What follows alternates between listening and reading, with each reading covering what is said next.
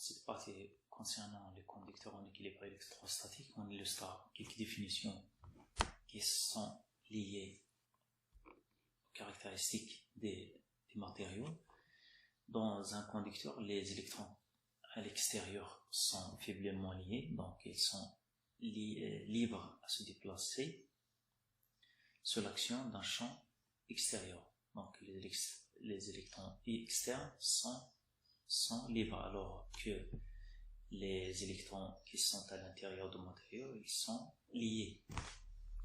Les isolants, à l'inverse, ils ont des électrons extérieurs qui sont liés au noyau, donc ces électrons ne se déplacent pas entre les atomes librement, comme le cas des conducteurs.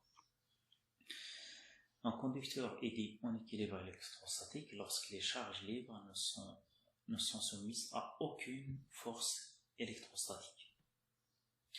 Donc pendant un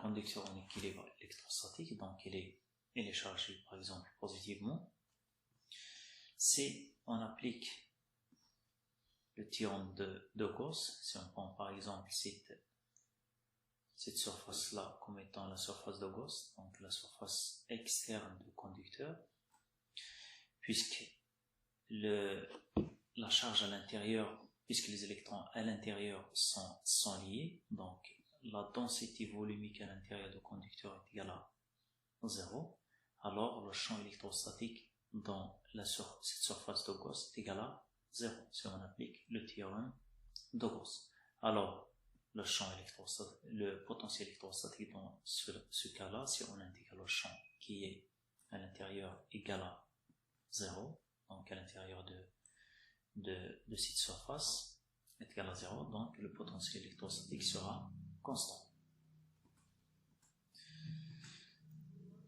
Donc cette surface-là, puisque le potentiel est constant, elle sera considérée comme une surface équipotentielle.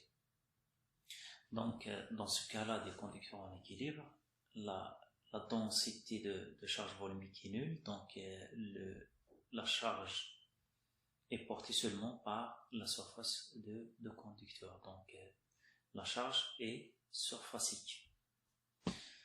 Alors si on applique de même le théorème de Gauss pour une surface de Gauss qui est externe à ce conducteur-là, on trouve que le champ électrostatique sera égal à sigma sur epsilon 0.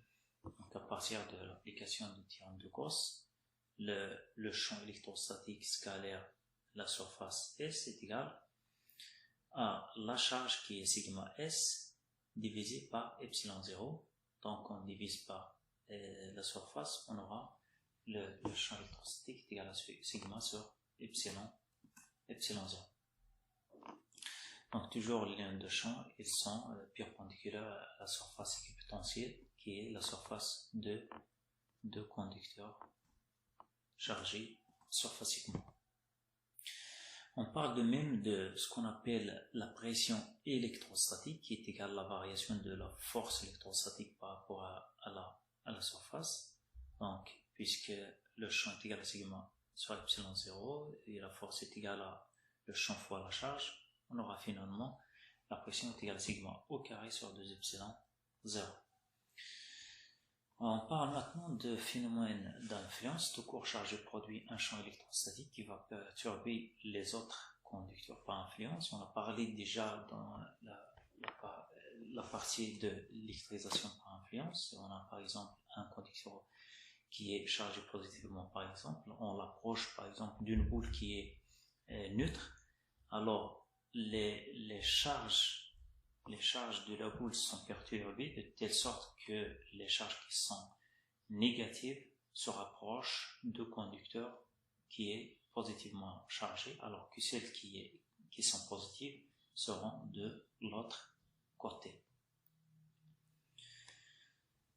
Donc il y a modification de la répartition des charges, donc les charges positives de ce conducteur-là, lorsqu'on l'approche de ce corps qui est neutre, il y a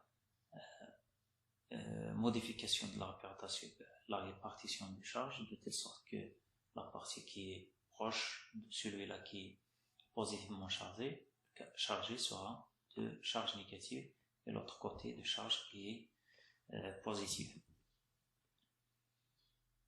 Donc si le conducteur B était initialement chargé, il conserve la même charge, donc il sera neutre, mais la répartition en surface sera modifiée. Quand un conducteur entoure totalement un autre, on parle de l'influence qui est totale. Si on prend par exemple un conducteur qui est chargé positivement entouré par un autre conducteur, la répartition de la charge de deuxième conducteur B sera de telle sorte que la surface interne de conducteur B sera de charge opposée à celle de conducteur à l'intérieur. Donc si celui-là est positivement chargé, la surface interne de conducteur B sera de charge négative, alors que la surface externe sera de charge positive.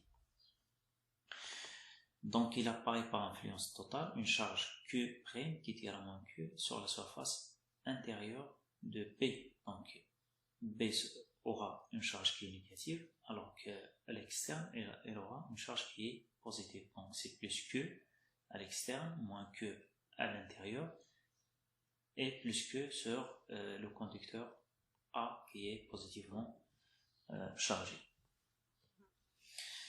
Si on a deux conducteurs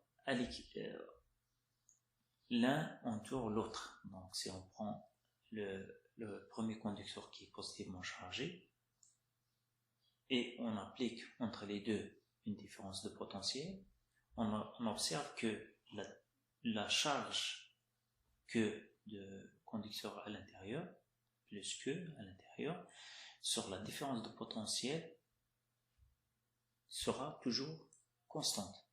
Donc on applique plusieurs différences de potentiel, il apparaît une autre charge qui est différente, alors que le rapport de la charge sur la différence de potentiel sera toujours constant. C'est ce qu'on appelle la capacité de conducteur en équilibre électrostatique. Maintenant, on va voir ce qu'on appelle les condensateurs. Un condensateur est formé de deux conducteurs en position d'influence totale, donc un entoure l'autre, donc il y a une influence totale entre les deux conducteurs.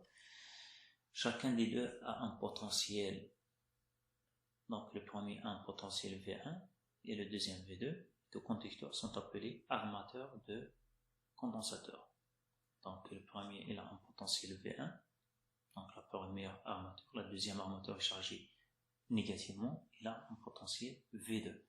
V1 moins V2, c'est ce qu'on appelle la différence de potentiel. Au Q est la charge de l'armateur interne au potentiel V1, la capacité de condensateur et le rapport de la charge sur la différence de potentiel. Donc c'est égal à Q sur V1 moins V2, c'est ce qu'on appelle la capacité de ce condensateur. On va voir les trois types des condensateurs. On va commencer par le condensateur plan. Donc les armateurs sont des plans qui sont chargés.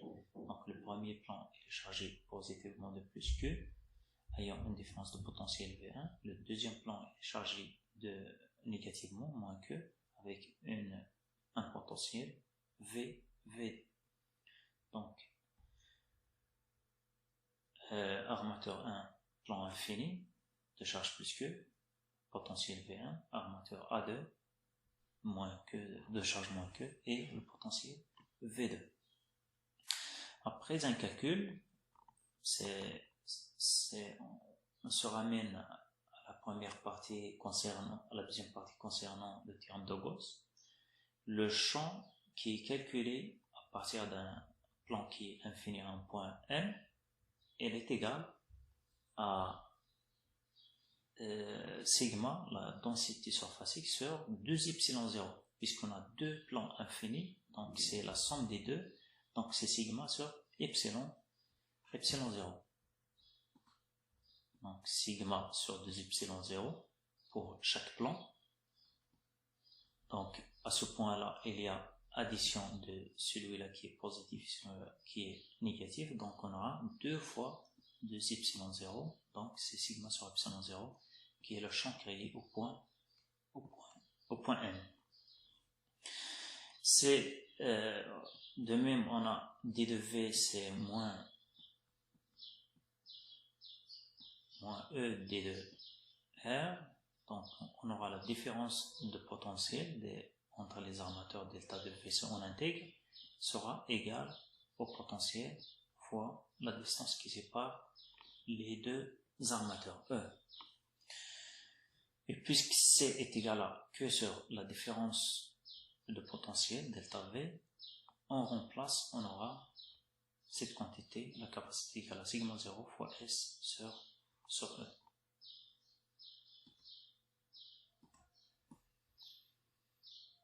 Donc c'est le cas de condensateur qui est plan, constitué de deux plans infinis.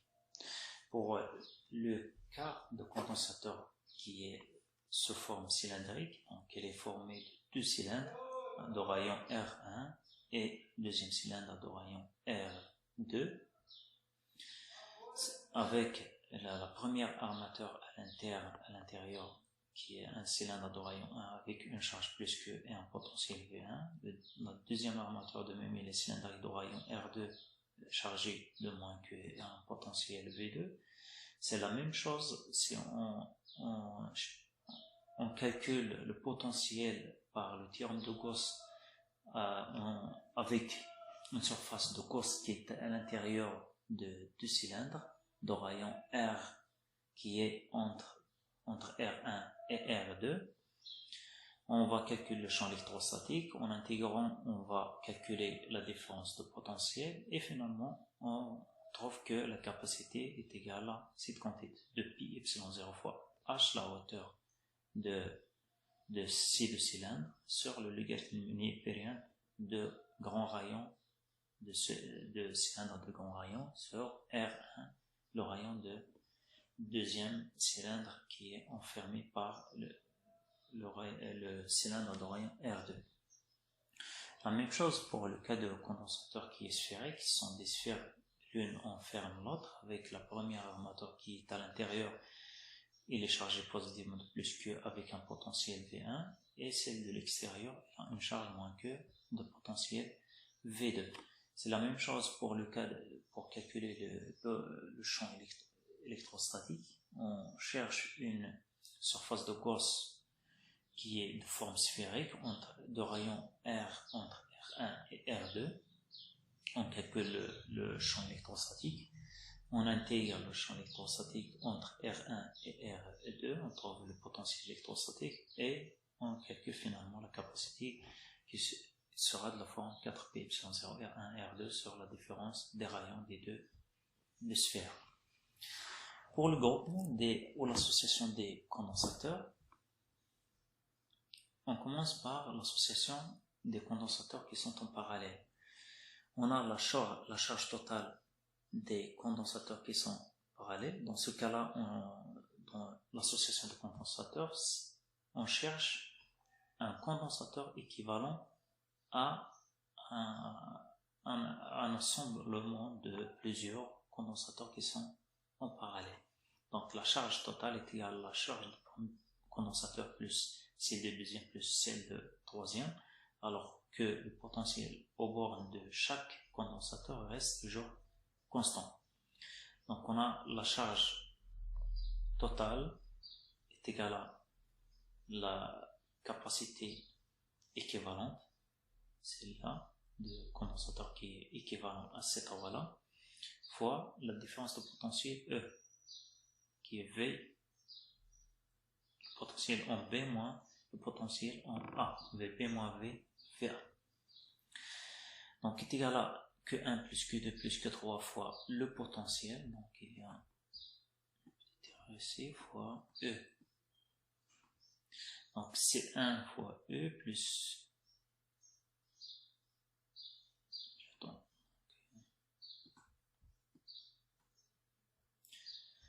Donc c'est CE fois Q, donc est égal à Q1 plus Q2 plus Q3 est égal à C1 fois E plus C2 fois E plus C3 fois E, fois la différence de potentiel.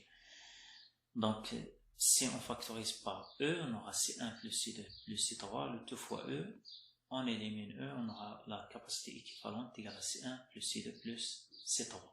Donc, dans le cas des condensateurs qui sont associés en parallèle, la capacité équivalente de ces condensateurs qui sont parallèles est égale à la somme des capacités qui sont en parallèle. Le deuxième cas de groupement en série, c'est on met en série 3 condensateurs. Le premier condensateur, il a une charge Q, C1, le deuxième Q, C2, le troisième c'est Q, C3, et on cherche un condensateur équivalent de CE et Q de charge Q. On a la charge est égale à CE fois E, fois la différence de potentiel V1 moins VE. Donc c'est V1 moins VB. Donc est égal, on applique donc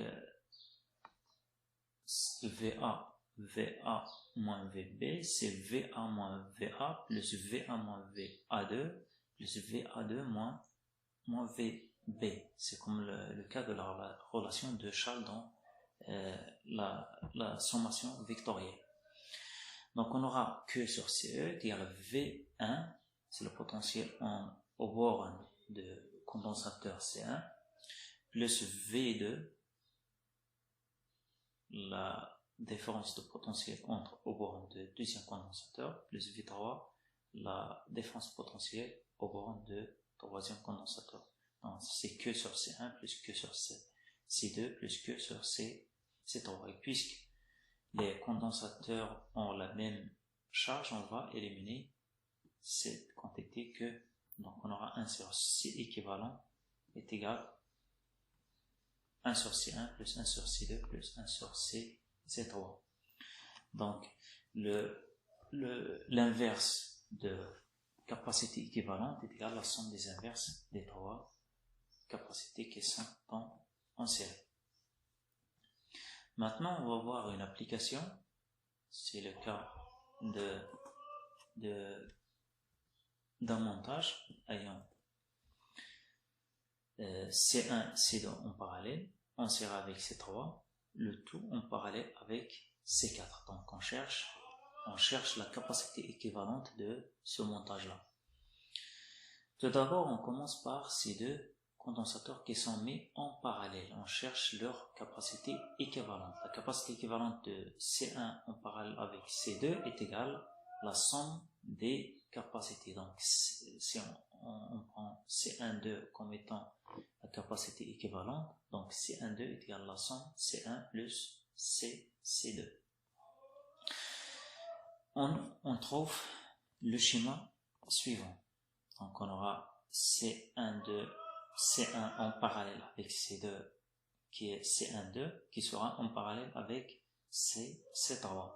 Donc on cherche la capacité équivalente de C1,2 et C3 puisqu'ils sont en série.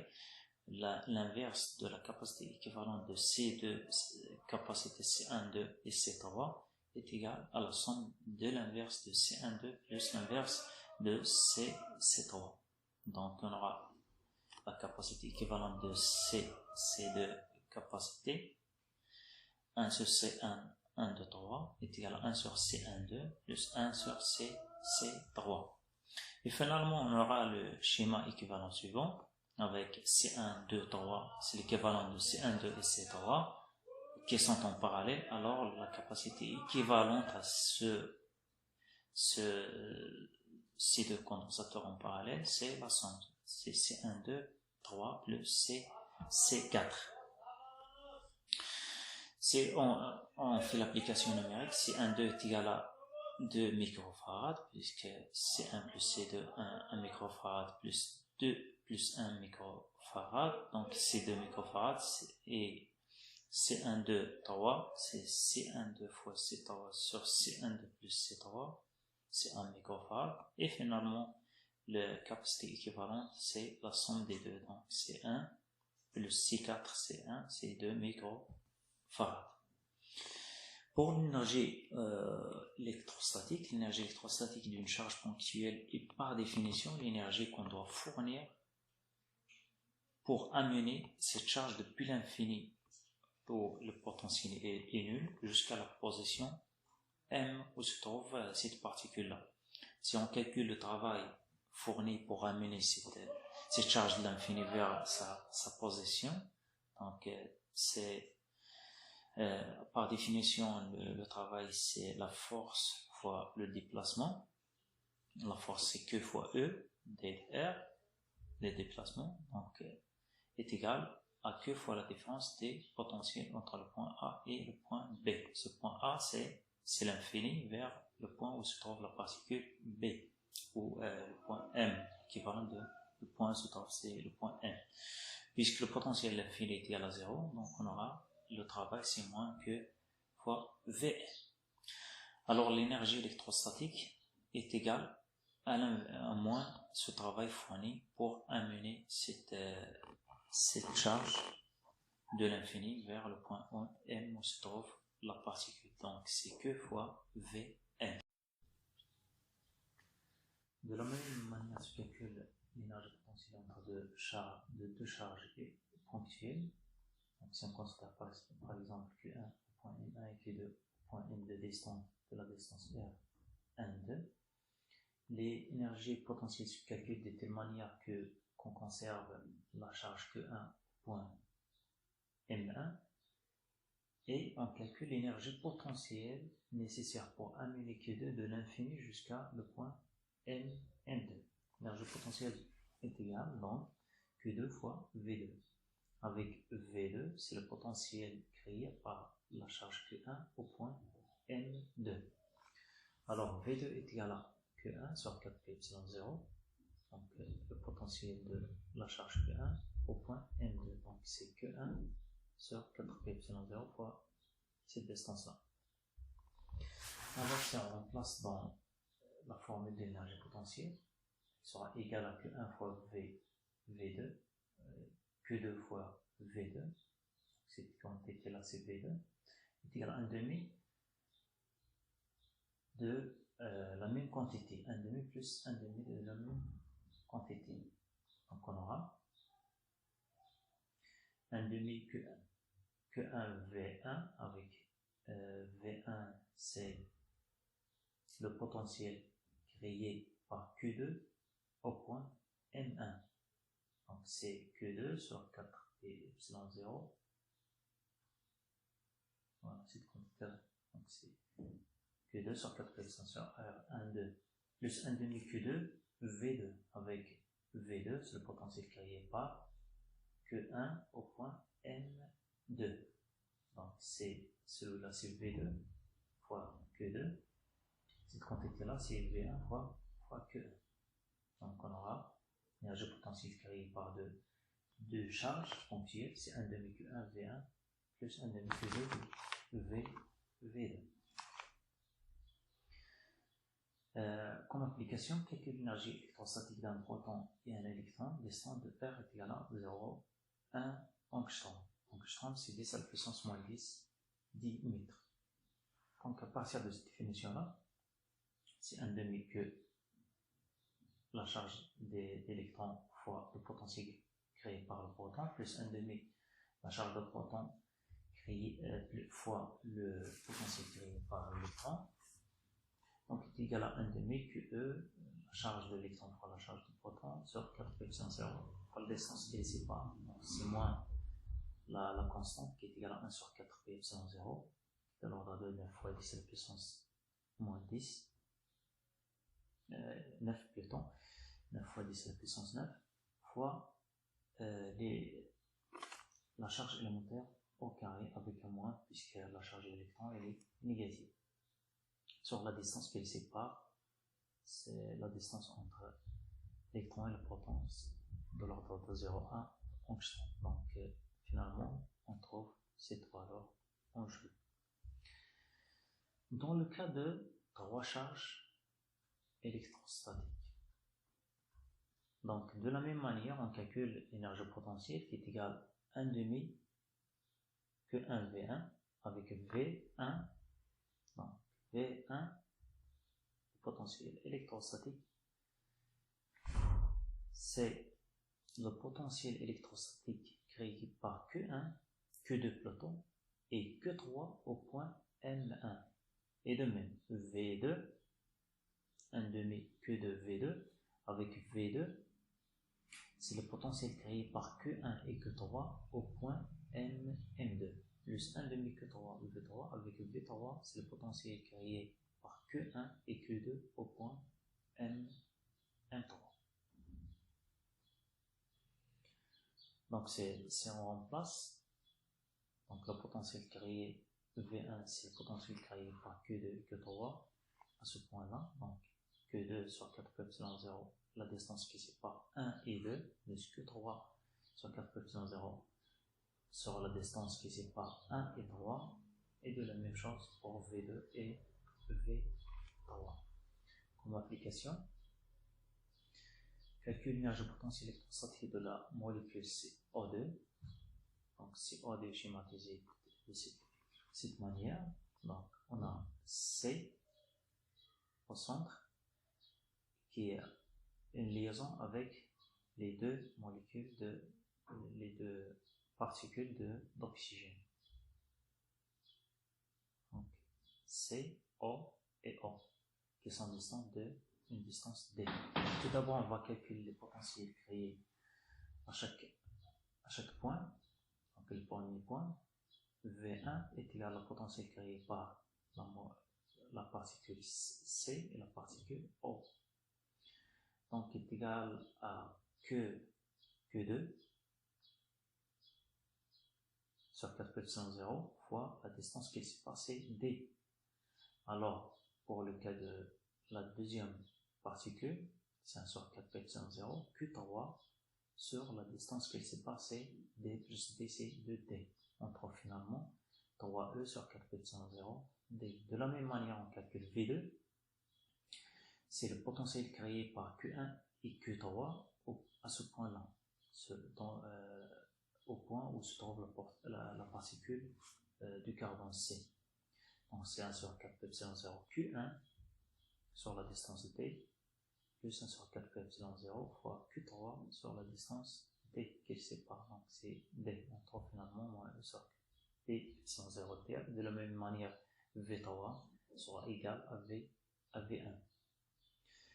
Donc on aura une énergie potentielle qui est égale à 1 demi Q1 fois le potentiel V1 plus Q2 fois le potentiel V2 plus Q3 fois le potentiel Q3, on trouve moins 7 demi pi epsilon 0 au carré sur D. Pour l'énergie électrostatique de distribution continue des charges, donc dans ce cas-là, on va faire l'intégrale. Donc 1 demi l'intégrale pour le cas de distribution volumique, ρ fois le potentiel fois d de V. Avec ce V là c'est le volume et ce V là c'est le potentiel électrostatique. De la même manière, je calcule pour l'énergie potentielle électrostatique pour la distribution surfacique, c'est 1 demi l'intégrale double, c'est l'intégrale triple sur la surface, sigma fois le potentiel fois d de S. Et de la même manière se calcule pour le cas de la distribution linéaire.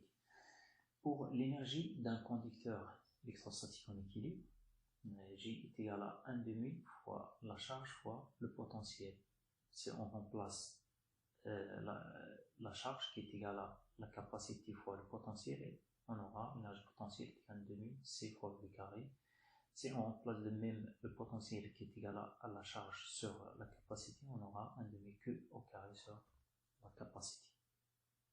Pour le cas d'un condensateur qui est constitué de conducteurs en équilibre électrostatique, qui est constitué les deux armateurs de condensateurs, l'un est chargé positivement avec plus Q et l'autre est chargé négativement de moins Q.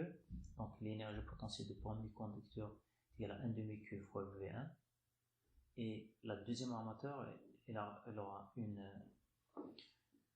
énergie potentielle de moins 1,5 fois Q fois V2. Alors, l'énergie potentielle totale est égale à la somme, c'est 1,5 Q fois V1 moins V2, donc c'est 1,5 fois la différence de potentiel qui est égale à V1 moins V2.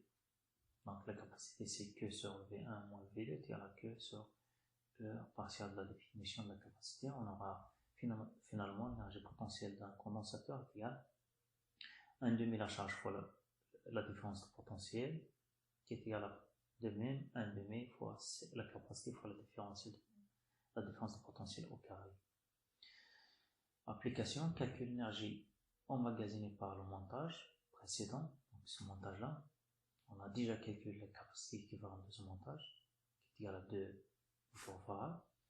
Donc l'énergie potentielle à partir de cette définition, c'est 1,5 C fois la différence de potentiel au carré. C'est la capacité équivalente de montage. On remplace, on fait l'application numérique. Donc c'est équivalent, c'est 2 microfarads de 10 à la puissance moins 6 fois 10 volts à la puissance 2. On aura 10 à la puissance moins 4 joules comme énergie potentielle électrostatique.